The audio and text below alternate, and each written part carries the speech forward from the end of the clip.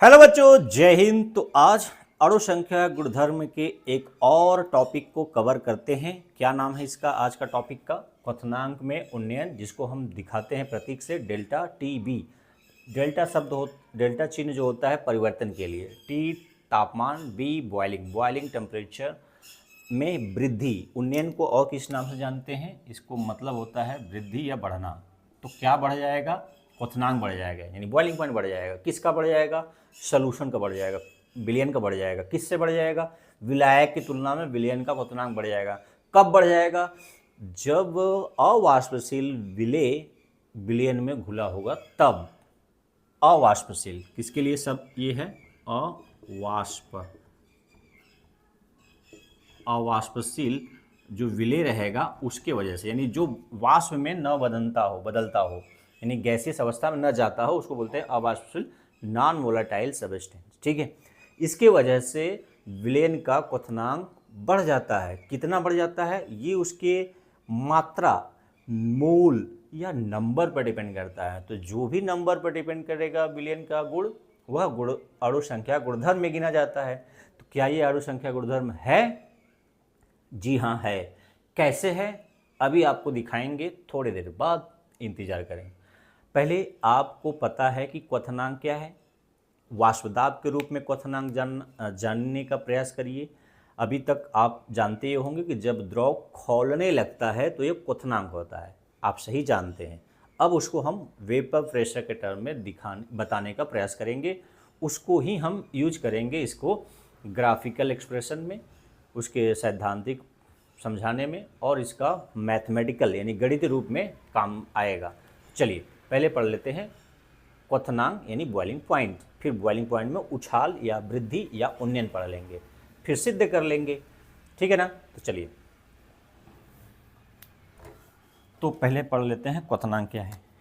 पहले एक द्रव ले लेते हैं, एक पानी ले लेते हैं। सबसे अच्छा द्रव क्या है आपके लिए? ये द्रव में हमने क्या ले लिया? पानी। तो ये पानी का जो बॉइलिंग पॉइंट है कितने अर्शों से आप जानते हैं कितना होता है? 100 डिग्री सेल्सियस। ठीक है ना? यानी इस तापमान पर संपूर्ण द्रव वाष्प में बदलने लगता है। संपूर्ण द्रव का मतलब सरफेस यानी पृष्ठ से भी और बॉटम सब जगह से एक साथ बनने लगता है वाष्प, इसलिए खौलने लगता है। इसी को आप तो क्वथनांक कहते हैं या बॉइलिंग पॉइंट कहते हैं।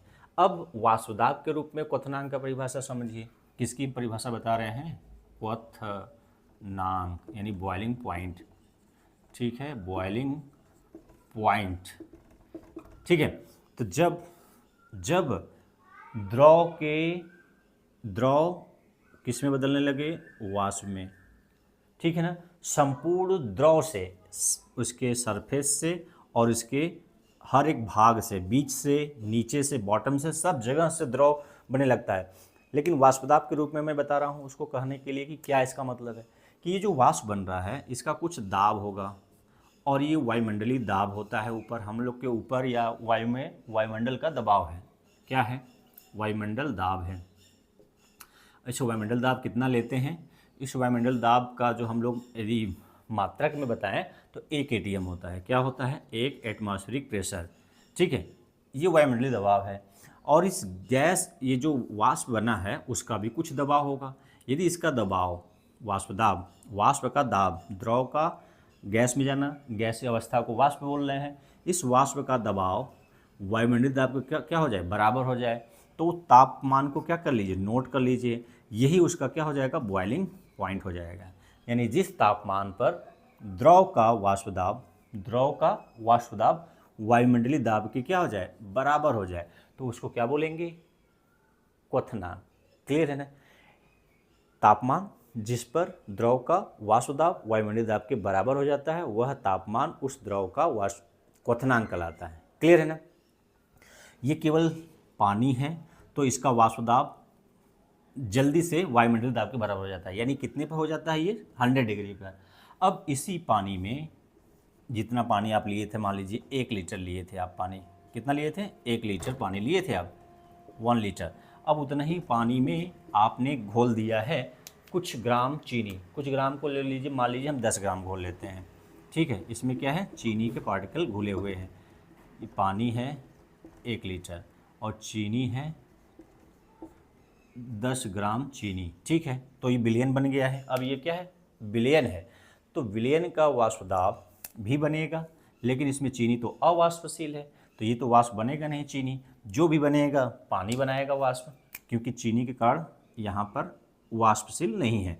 तो जो पानी ऊपर जा रहा है तो चीनी के कण क्या कर रहे हैं, पानी के रास्ते में रुकावट डालेंगे, यानी पानी के वाष्प बनने की दर को चीनी के कण बाधा उत्पन्न करेंगे। तो यहाँ पर जो वाष्प बनेगा वो कम बनेगा। वाष्प क्या होगा, कम बनेगा, तो इसका दाब क्या होगा, कम होगा। तो कम होगा तो वायुमंडलीय दाब को वायुमंडलीय दाब के बराबर करने के लिए हमें क्या करना पड़ेगा, ज़्यादा गर्म करना पड़ेगा, क्योंकि यहाँ पर कितना पर उबल रहा था पानी, 100 पर। तो क्या ये 100 पर उबलेगा, नहीं उबलेगा। क्यों, क्योंकि जो चीनी के कण यहाँ पर है ना, चीनी के कण है यहाँ पर, और पानी क्या करना चाह रहा है, ऊपर जाना चाह रहा है, लेकिन चीनी के कण क्या कर रहा है, उसके बीच में बाधा कर रहा है। तो उसको उड़ाने के लिए ज़्यादा ताकत की जरूरत होगी, ज़्यादा ताकत इन सेंस ऑफ तापमान। तो ज़्यादा ताप चाहिए ज़्यादा, यानी इसका क्वथनांक वायुमंडलीय दाब के बराबर करने के लिए इसको ज़्यादा तापमान की आवश्यकता होगी, क्योंकि यहाँ वाष्प कम बन रहा है, इसलिए इसका क्वथनांक यानी तापमान क्या होगा, बढ़ेगा। तो तब ये क्या होगा, इसके ठीक बराबर होगा। जैसे ही बराबर होगा, जैसे ही उबलने लगेगा तो उसको नोट कर लेंगे, तो वो क्या कहलाएगा, बिलियन का क्वथनांक। क्या कहलाएगा, बिलियन का क्वथनांक। क्यों, क्योंकि अब इसमें अवाष्पशील चीनी उड़ेगा नहीं, पानी उड़ेगा, कम उड़ रहा है, कम भाप बन रहा है, कम वाष्प बन रहा है। वायुमंडलीय दाब को बराबर करना है क्योंकि उबालना है, तो इसका क्वथनांक विलायक के क्वथनांक से थोड़ा सा ज़्यादा होगा। मान लेते हैं कि 1 डिग्री बढ़ गया है, यानी 100 की जगह पर अब 101 डिग्री उबलेगा, यानी इसका जो बॉइलिंग पॉइंट है इसका कितना है, 101 डिग्री सेल्सियस। तो इसके लिए शुद्ध के रूप में हम पहचान करने के लिए शुद्ध के रूप में इसको लिखते हैं TB नॉट, इसके लिए लिखेंगे TB, ठीक है। TB मतलब boiling temperature of solution, TB not मतलब प्योर सॉल्वेंट। ये पानी हो सकता है, कोई विलायक हो सकता है, हम कुछ भी ले सकते हैं, हम प्रतीक ले रहे हैं, ठीक है। यहाँ पर मैंने पानी ले लिया था, यहाँ पर पानी में चीनी ले लिया था, तो ये विलयन का क्वथनांक ज़्यादा होगा, विलायक क्वथनांक कम होगा। तो जो बढ़ोतरी हुआ है किसके कारण, अवाष्पशील विलय के कारण जो इसके क्वथनांक में वृद्धि हुई है, इसी वृद्धि को ही क्या कहते हैं, क्वथनांक में उन्नयन। कैसे निकालेंगे, कितना वृद्धि हुआ, तो डेल्टा TB निकालने के लिए TB में से शुद्ध विलायक के क्वथनांक को घटा दीजिए, यानी विलयन का क्वथनांक, ये क्या है, TB क्या है, विलयन का क्वथनांक माइनस विलायक का क्वथनांक, विलायक का क्वथनांक, फिर से लिख दीजिए क्वथनांक। ये अंतर आता है क्वथनांक में उन्नयन। समझ में आ गया, तो आप समझ गए क्वथनांक में उन्नयन क्या है, विलयन का क्वथनांक और विलायक क्वथनांक के अंतर को क्वथनांक में उन्नयन कहते हैं, एलिवेशन इन बॉइलिंग पॉइंट, ठीक। अब आगे की बात कि क्वथनांक में उन्नयन जो हुआ है कितना हुआ है, जितना आपने विलेय इसमें घोला है उसी के अनुरूप होगा, यानी क्वथनांक में उन्नयन कितना होगा। ये तो मैं हाइपोथेटिकल ले लिया हूँ कि 1 डिग्री बढ़ गया, 100 था, 100 तो पता है, लेकिन 101 ही होगा 10 ग्राम से, ऐसा नहीं है, ये मैं समझाने के पर्पज़ से ले लिया हूँ। ये कुछ भी बढ़ सकता है, 0.5 बढ़ सकता है, 1.2 बढ़ सकता है, कुछ भी बढ़ सकता है। ये डिपेंड करेगा कि वो विलेय क्या है और कितना है, क्या है इस पर निर्भर नहीं है, कितना है इस पर निर्भर करता है, क्योंकि अणु संख्या गुणधर्म क्या होता है, विलेय की संख्या पर, ना कि उसके प्रकृति पर निर्भर करता है, ठीक है। तो ये हो गया भाई क्वथनांक में उन्नयन। अब क्वथनांक उन्नयन एक अणु संख्या गुणधर्म है, कैसे सिद्ध करते हैं, तो चलिए देखते हैं। प्रायोग रूप से, प्रायोगिक यानी प्रैक्टिकली ये पाया गया है, क्या पाया गया है कि जो क्वथनांक में उन्नयन है, क्वथनांक में उन्नयन मूललता के समानुपाती होता है। प्रैक्टिकली क्या पाया गया, प्रैक्टिकली क्या पाया गया है कि क्वथनांक में उन्नयन यानी जो वृद्धि है, क्वथनांक में उन्नयन डेल्टा TB वो किसके समानुपाती है, मोललता, स्मॉल m, यानी हम इसको मोललता को सिंबल रूप में लिखें तो क्या लिख सकते हैं, स्मॉल m, ठीक है ना। इसके समानुपाती है ये प्रयोग से पता चला है, प्रयोग द्वारा सिद्ध हुआ है। ठीक है, और यहाँ पर प्रोपोर्शनल हटाएंगे तो क्या लगाएंगे, एक कांस्टेंट देंगे के और बी फॉर बॉइलिंग ऐसा लिखेंगे। इक्वेशन नंबर 1 लिख सकते हैं ऐसे, यदि समानुपाती हटाकर एक कांस्टेंट देंगे के बी, जिसको कहते हैं समानुपाती नियतांक। क्वथनांक में उन्नयन स्थिरांक, क्वथनांक में उन्नयन स्थिरांक क्या कह सकते हैं, के बी क्या है भाई। अभी हम सिद्ध करने जाएंगे कि मात्रा के मोल के ऊपर निर्भर करता है ये। के बी क्या है, एक स्थिरांक है जिसे, स्थिरांक है जिसे क्वथनांक में उन्नयन स्थिरांक के नाम से जाना जाएगा। स्थिरांक है जिसे किस नाम से और जाना जाएगा, इबुलियोस्कोपिक, इंग्लिश वाला लिख दे रहे हैं, इबुलियोस्कोपिक कांस्टेंट भी कहते हैं। यानी दूसरा नाम क्या है इसका, इबुलियोस्कोपिक कांस्टेंट। अच्छा, इसका यूनिट समझ लीजिए और इसका बात थोड़ा समझ लीजिए कि यह किस पर निर्भर करता है कि आप किस विलायक में विलेय को घोले हैं, यानी विलायक की प्रकृति पर निर्भर करता है। के बी क्या है जो स्थिरांक है वो किस पर निर्भर करता है, विलायक की प्रकृति पर, कि क्या है वो किस पर निर्भर करता है, विलायक की प्रकृति पर निर्भर करता है, विलायक की प्रकृति पर निर्भर करता है। ठीक है, अच्छा इसका नीचे बी रहेगा, बी नीचे रहेगा। अच्छा, इसका यूनिट यानी इकाई क्या है, यूनिट या इकाई कैसे निकालेंगे, तो के बी बराबर यहाँ से निकालेंगे, के बी बराबर तो delta T B upon delta T B upon यम। यम क्या है, मोललता है, मोललता का मात्रक मोल प्रति किलोग्राम।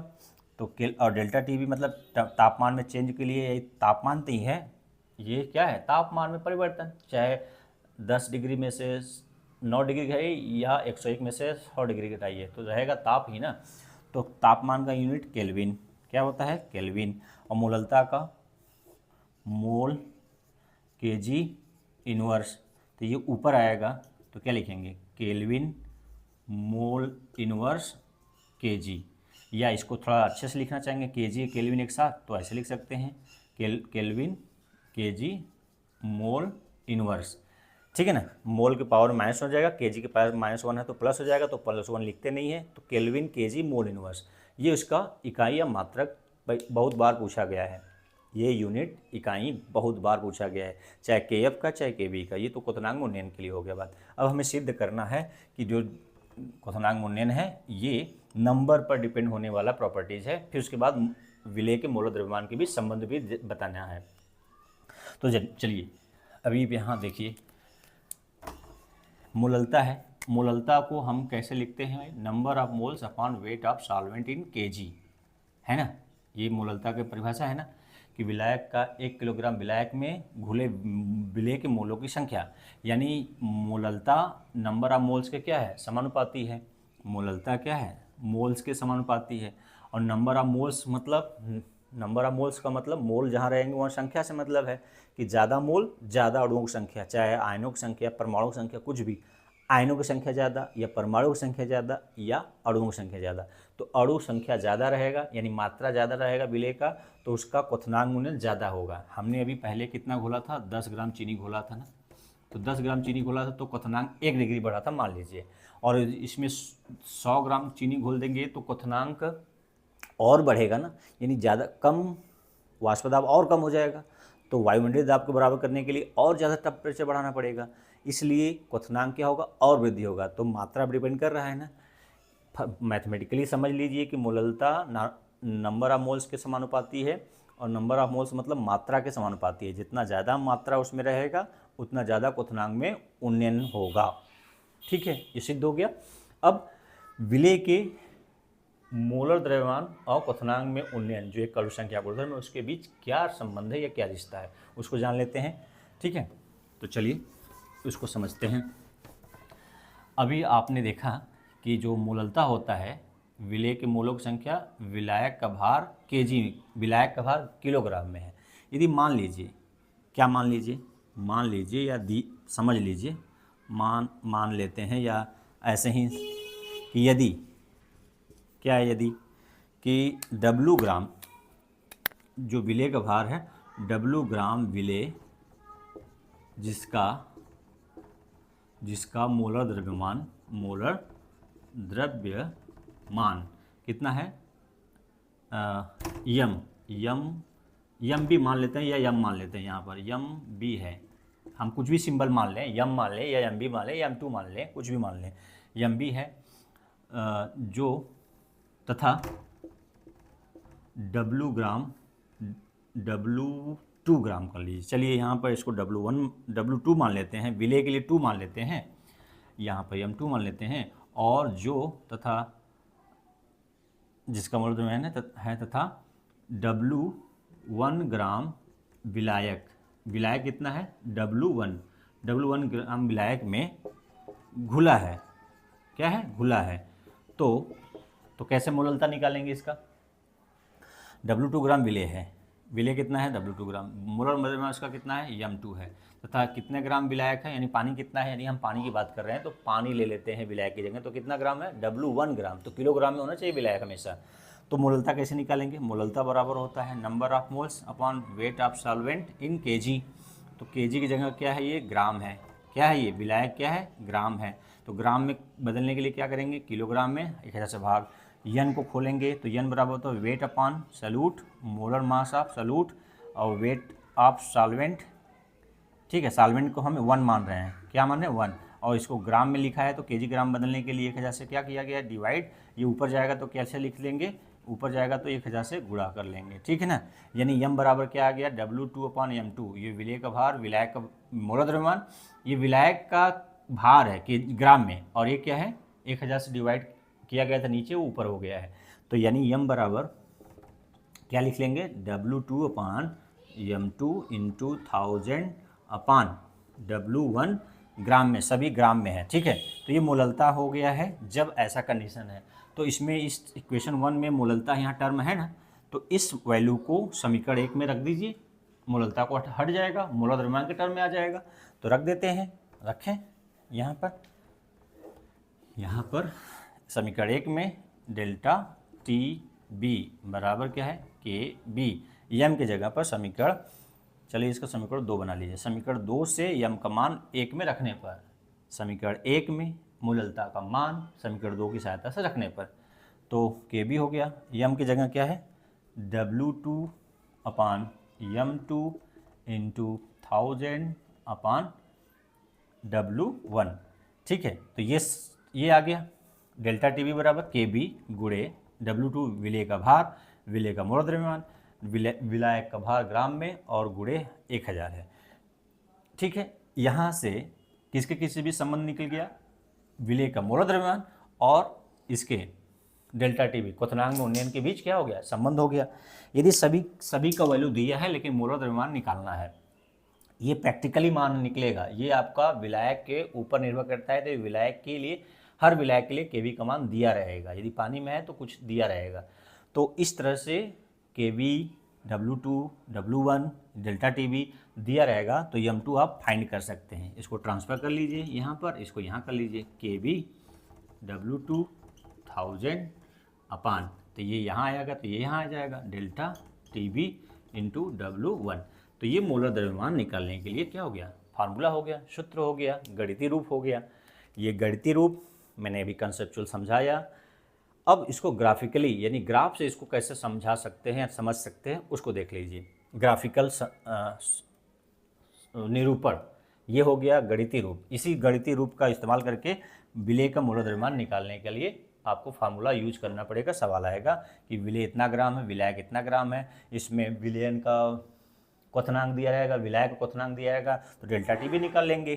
कैसे निकालेंगे डेल्टा TB, कैसे निकालेंगे, विलयन का क्वथनांक में से विलायक का क्वथनांक घटा लेंगे, तो यहाँ से डेल्टा TB निकाल लेंगे, इसमें रख देंगे, KB का मान दिया रहेगा तो M2 निकल आएगा, विलेय का मोलर द्रव्यमान निकल आएगा। चलिए ग्राफ से समझते हैं। अब ग्राफिकल निरूपण, ग्राफ से, ग्राफ, इसके लिए ग्राफिकल निरूपण देखते हैं। देखिए अभी जो मैं बता रहा था कि इधर एक्स एक्सिस है, ये वाई एक्सिस है। एक्स एक्सिस पर टेम्परेचर ले लीजिए, क्या ले लीजिए, तापमान। तापमान बढ़ाएंगे, जैसे ये है बिलेन या विलायक कुछ भी है, टेम्परेचर बढ़ाएंगे यानी गर्म करेंगे इसको, तो इसका वाष्प क्या होगा, बढ़ेगा बढ़ेगा बढ़ेगा ना। ये क्या बन रहा है, वाष्प बन रहा है। बंद बर्तन में करेंगे तो ये क्या है, वाष्प। गर्माते जाएंगे वाष्प बढ़ता जाएगा, यानी ज़्यादा से ज़्यादा वाष्प बनेगा। तो तापमान किस एक्सिस पर है, वो एक्स एक्सिस पर। वाई एक्सिस पर क्या है, इधर वाष्प दाब। वाष्प दाब यानी जितना ज़्यादा ताप उतना ज़्यादा वाष्प। अब मान लीजिए पहले हमने क्या ले लिया है, पहले पानी यानी विलायक। सपोज दैट हम विलायक में कौन सा ले रहे हैं, विलायक पानी ले रहे हैं।